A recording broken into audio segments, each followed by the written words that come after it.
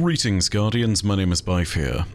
One of the exotics we got with the final shape was the Speaker's Sight. This is a literal Speaker's Mask, and a Warlock exotic which plays into the support fantasy where you lead your team and empower them so that you can achieve victory together.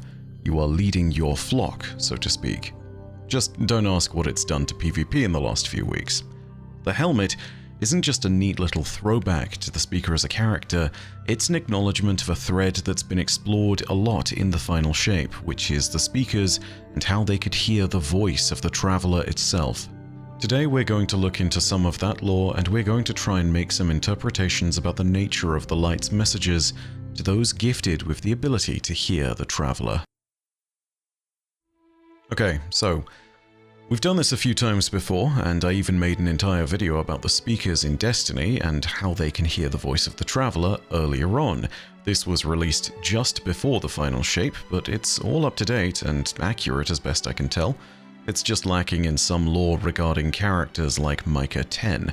What I wanted to touch on here, which is also something that I covered in that video, is the nature of the actual Speaker's mask and how it allowed him to more easily hear the voice of the Traveler, as well as what he heard, if we're to think that the Speaker was indeed the one who heard things within the Speaker's Sight lore tab, which there are indications that that might be the case. But in order to understand the functionality of a Speaker's mask, we need to start by telling a bit of the Speaker's story from the Constellations lorebook. In particular, from this lorebook, we get a bunch of perspectives from a load of different Speakers throughout time.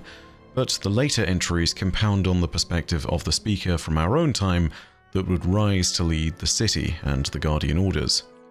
The one entry of supreme relevance to us now goes over the moment where the Speaker created his mask, but the reason he needed the mask is equally important to understand. When the Traveler made its sacrifice at the end of the collapse, it fell silent, and where before the Dreamers received rapturous visions from the Traveler, even now, with the resurgence of the Traveler in the more modern times, Speakers and Dreamers hear almost nothing except when special circumstances take hold. It takes a special attunement to the Traveler to receive something in the first place, and it seems to take something even more special for the Traveler to reach out at all. The Speaker, however, found a way to cut through the silence and hear the Traveler's much more muted voice in the aftermath of the collapse. That method was by building his mask to better attune himself to the music of the Traveler that flows through the system like cosmic wind. This is found in the singing entry of the Constellations lorebook. Take a listen. I am the first Speaker to never dream. At least, I think that's true. In the days following the collapse, any Speakers who survived were scattered to the wind, traveling with groups of refugees across the ruined wasteland that Earth became. Aside from the man who taught me, I have never met another Speaker in my life. For all I know, I'm the last one alive. Before the collapse, Speakers were chosen for their ability to hear the Traveler through detailed, lucid dreams. Since the dreams have stopped, there are other signs. Ghosts follow us. When we do dream, we see a strange and blinding white light. We are prone to headaches. My mentor couldn't teach me how to interpret dreams, so he taught me in hypotheticals. I had to imagine what the dream might be like. I had to speculate why the Traveler might come back to us and when. Like all Speakers, I memorized the 4 tenets. The Traveler is good. The Traveler is sentient. The Traveler will save us. The Traveler will leave us. Sometimes I worry the Traveler has already left us. My mentor died of a wasting sickness 2 years ago, and I've tried to live as his replacement, but where he was a living memory of when the Traveler was awake, I have only his memories, second-hand, imperfectly understood. I can't give answers. I can't make the Traveler speak. Or at least, I couldn't. For weeks, I have worked in secret on a project, gathering scrap metal and old, broken things left over from the time before. I've cobbled it together, tinkered with the mix of strange and half-understood technology, tried to calibrate it to my needs. A long time ago, long before the collapse, astrophysicists recorded sounds from the planets in our solar system and turned them into music. They translated plasma waves and radio emissions into eerie musical rumbles, roars, whistles, and hisses. The Traveler makes sounds too. Speakers have listened to its music for many years, in the form of dreams. Carefully, lovingly, I build a mask, an amplifier. No one knows about it but me. I won't get their hopes up, even though mine are sky high as I put the finishing touches on it. It's not beautiful like our old technology was. It is scuffed and bent and rusted like everything we own now. But if I'm right, if I can do this, it will do beautiful things. I can't bear to fail. I have failed at everything else so far. When I'm finished, I wear the mask. Pieces of it, not sanded down, are rough and sharp against my face. But I dream for the first time in my life. I have cried out unheard for so long that my voice is raw. That last line, with 2 breaks before and after it finishes, is indeed meant to represent the voice of the Traveler. This is the moment at which the speaker first dreams, first hears the voice, first taps into the music of the great cosmic sphere. This passage shows the important power of the speaker's mask and why us getting one as an exotic piece of armor is important in itself. When wearing the speaker's sight, the voice of the Traveler is something you can hear more distinctly. A part of me wishes that this was reflected in-game, but mechanically speaking, not everyone is gifted with the talent of being able to actually hear the Traveler's voice. So perhaps we can make use of the exotic functionality of the mask, but can't make use of a speaker's mask for its original intended purpose. Before we get onto the speaker's sight lore in-game, I think there are a few notes that we should make though. First of all, we can actually see the original speaker's mask, or its remains that have been remade, in Zavala's office in the tower. I don't know if it'll be of any further relevance, but if it is, you can expect a character like Micah or Crow, or maybe even Mithrax or Ikora, to pick up the mask and to make use of it, especially in this new age when the Traveler is beginning to change. Furthermore, I'll say what I said way back when as I first released a video on the speaker's mask. If you're a warlock, consider keeping it around, just in case. If Bungie does what they did with Nezarec back in Lightfall, we might have a means of hearing the Traveler's voice. Imagine for a second if you could hear the Traveler's voice but only with certain weapons, or perhaps if you're wearing the speaker's sight. It wouldn't be the first time that a warlock-specific exotic has done this either. Take a look at Nezarec's Sin. This is something which I don't anticipate happening soon, but I feel like it's well within the realm of possibility. So, just keep in mind, if you do need to hear the voice of the Traveler for whatever reason, you might just have a means of doing so if you hold and wear the speaker's sight. So, let's actually jump into the lore tab of this exotic and see what we can uncover from it. One last thing. Keep in mind that what's being mentioned here are dreams. They are interpretations of something relayed to us by the author. Experiencing them would be a first-hand account. Reciting them as this doesn't convey all the detail, and then we have to draw our own interpretations as well. So, unfortunately, that's all I'll be able to give you is interpretation. No concrete answers today. We all have to make our own impressions for this one. Regardless, the lore tab of the speaker's sight reads as follows. To its speakers, the Traveler gives dreams and little more.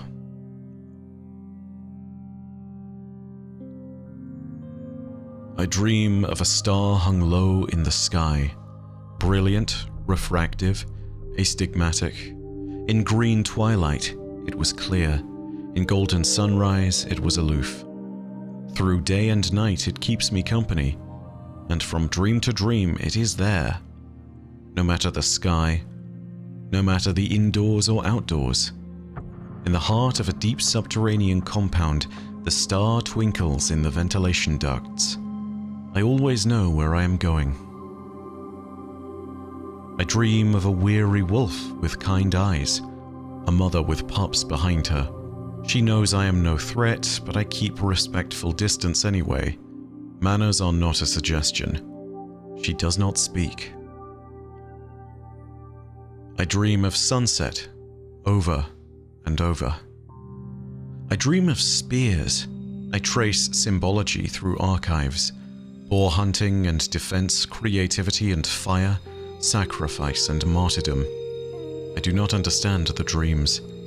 They stay with me for a long, long time. I dream of peace. I dream of waking with a rising sun, calm at dawn. Waking to birdsong, to the sound of wings. I dream there is no fear and there are no walls. And the only trouble that meets me is I must shade my eyes when I walk out into the world. I dream of dreaming. I wake from one dream into another dream. There was a time when people like me dreamed and it was a story. Now, I dream only omens, cast in the fall of bamboo and the patterns of offal. I dream that I had a dream where I knew without question what was being said to me. But in the waking, it is nothing but smoke.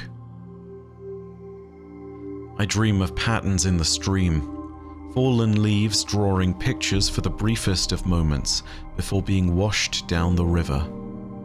Sorrow crushes me, and I do not understand why. I dream I am a voice caught in a throat, a heart trapped behind ribs, the thundering life of something that can only exist in its cage. I am light cradled in glass and wire. I am a shield dreaming of being a sky, in love with the clouds. I look back at myself, and I am so small. I dream, and I wake, and I remember the dreams I have had before, though I do not understand them. But they array themselves in orderly fashion, in a long queue of patience. I have time to cast the bones and learn their meaning. So even here in the lore, the speaker in question that is experiencing these dreams is trying to interpret the dreams being sent to them, or rather received by them. I don't know this to be the case, but I think it's safe to assume that these are the dreams from the speaker from Destiny 1, given that he was the only one to make use of a speaker's mask. More so than that, there is a moment mentioned in paragraphs that I think ties it all together, but we'll get to that when we get there. With that in mind, what can we learn about this lore? Unfortunately, nothing concrete. It's all interpretation. The interpretations in themselves are fascinating, and give us an insight into what being a speaker might have been like, at very least from the perspective of, well, having to interpret everything. I think that's kind of the point of all this. The traveler sends visions and dreams, but it's down to the individual to draw from them what truths they might believe. Either way, we should start with our first paragraph, which seems to make commentary about the way that the traveler and its perspective are. Oftentimes, when the traveler's perspective is displayed, it goes on to describe the speakers, or sometimes the guardians or its ghosts, as constellations of stars in the sky. The speaker here is perhaps dreaming of that perspective, and is dreaming of himself being seen by the traveler, as much as he is perceiving his own consistent connection to the traveler in return. As for why the star is seemingly there at twilight but not at sunrise, I don't know, but if that connection to the traveler is consistently there, then the time of day might make no difference. The second paragraph mentions a weary wolf, and this is a reference that I think I can pick up on much more directly. This is language that directly references the journals of Clovis Bray I. In those journals, Clovis had a similar dream after a terrible operation gone wrong thanks to Vex corruption and something tantamount to torture. In this moment, Clovis is practically dead, but he dreams, and he has a similar dream of a weary mother wolf. But in this instance, he doesn't keep his distance. He is also a wolf, and he has savaged her cubs, and she is looking at him with disappointment as she is covered in the blood of their cubs. Here in the dreams of the speaker, the mother wolf knows that he is there, and he knows that he is no threat to her, but he keeps his distance regardless out of respect. This is perhaps a note about the relationship between the speaker and the traveler. If we contrast this to Clovis and his interactions with Alpha Lupi, we can see him directly trying to control humanity, or to determine the pathway of their future, something that the traveler itself has already had a hand in doing. Trying to alter things, and in particular making use of darkness, might be the differentiating factor here. It's not clear as to whether that's the case or not, and it could also relate to my older theory that perhaps by staying away from the cubs and the mother, the speaker sees his role as not interfering with the rest of humanity's ability to choose their own destiny, and to simply shepherd them to a place where they have options and choices. We can then contrast this with Clovis and his interactions with Alpha Lupi, where we see him directly trying to take control of humanity's future to determine our pathway forward, and then of course making use of darkness to create the Exos. It could also be something as simple as the speaker's role of keeping humanity alive in the time after the collapse. His calling would then be something along the lines of sowing unity and contentedness and not division and destruction. Ironic if that's the case, considering the way that he treated Osiris and the way that that part of the city's existence panned out. Whether or not that's the case, again, it's all interpretation, but I think the link to Clovis Bray's journals is the clear part of it all. The dreams of sunset over and over again are unclear as well, but the repetitive cycle reminds me of the passage from Unveiling where the days and time within the garden before time were described to us. The Book of Unveiling has the winnower's perspective on this matter, and talks about how the days were incredibly long, followed by swift nights. Perhaps this explains the continuous repetition of the cycle in the garden, or perhaps the cycles that the traveler has been forced to play out across the universe, going from civilization to civilization. Sun setting over and over again might imply that the traveler has seen so many civilizations rise under its guidance only to fall to the witness. The next paragraph is where we see dreams of spears, and here I'm reminded of one of the only places we hear spears mentioned in Destiny's lore, and that's within Toland and his notations about the philosophy of the sword logic. He describes it through the analogy of the three queens, which I'm sure some of the fellow lore junkies on here will know about. At the end of this analogy, Toland contemplates a country where there were three queens who sat down together and made one tower and one book of lore and had one army to guard their borders, and how this was perhaps a gentle place ringed in spears, not ready to face the sword logic. Toland describes this place as being weak, but perhaps the traveler here is making a direct response to that vision. Maybe it's trying to imply and trying to point out that the purpose of spears is more than simply war alone. If we're to carry the analogy forward, this would be the traveler implying that the sword logic is not necessary for success in every facet of one's life. There is room for cooperation, there is room for artistry, there is room for master craftsmanship, there is room for sacrifice. There is room for more than just success in war. Then again, that's just another interpretation. When the passage turns to mentions of peace, I think there really isn't much to be said. This is truly a dream in the most traditional sense of it, something we would aspire to. But it is the place where I think we get the note that helps us to confirm that this might well be the speaker that died in the Red War. And the reason I say that is because it makes mention of the walls. This can almost certainly mean only the walls of the Last City, which means that at very least our speaker has lived within those walls. It could be someone else, of course. There are a few others that could fill this set of shoes, but I feel as though the speaker is still the most likely of the bunch. When the passage turns to dreams of dreaming, things start to get very interesting. I think this indicates a shift in the meaning of the messages being received by the traveler's dreamers. Before, the speaker or dreamer receiving stories from the traveler implied that the traveler was imparting gifts and messages to us. But now, after the collapse, those messages have turned to omens, and the passages then reference two methods of divination, one involving offal, which no doubt makes reference to the practices of a haruspex, where the innards of a bird are used to divine the future, and the other making reference to a Taoist or Buddhist method of divination where bamboo sticks are cast. I'm going to butcher this because I didn't have a proper pronunciation for it online that I trusted, but it's called Kwachim. Hopefully that's correct. It is one that is involving bamboo being tossed, and various sticks in the process supposedly represent answers to questions being asked. If the speaker is dreaming, but it's not messages from the traveler about gifts that it's sending them, maybe the dreams instead represent warnings about the future in a more direct sense. They are not just omens, they are prophecy.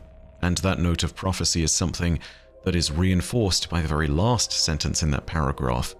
The dream turning to smoke, I think, references ancient Greek culture, where those who were seeking answers about the future would go to a place called Delphi. The oracles at Delphi would speak their answers from a hole beneath the ground, and would send certain colors of smoke upwards towards the one that had inquired. The reinforcing imagery that all of this is to do with prophecy is all around this passage, and again it implies a change in the method and the meaning of the communications of the traveler in the times after the collapse. The dream of patterns in the stream makes me think of the Vex, the Garden Before Time, and the Patternfall event that led to Vex escaping into the universe proper. The fallen leaves making pictures for the briefest of moments might be representative of the leaves of a tree of silver wings. And assuming that this is describing the moment of Patternfall, then, well, there would have been a tree of silver wings around at the time as well, one that was about to be destroyed. The falling leaves washing away in the river could be a metaphor for the destruction of the tree of silver wings by the gardener and the winnower as they fought in the garden's meadows. I think such an image evoking sadness isn't hard to understand. The river itself being mentioned here might also be analogous to the river analogy that is made regarding Strand and the energy of darkness as manifested via consciousness, but again, that might be a bit more of a reach than what we've already seen written. The final mentioned dream is the strangest of all, but I think that it implies something about the relationship and the difference between the traveler and the mythical figure that is supposedly associated with it, the gardener. If the gardener does exist, and this seems likely given the now confirmed existence of the winnower, and if it is a source of the light, but happens to be separate from the traveler in a metaphorical sense, then perhaps the gardener is contained within the traveler still somewhere.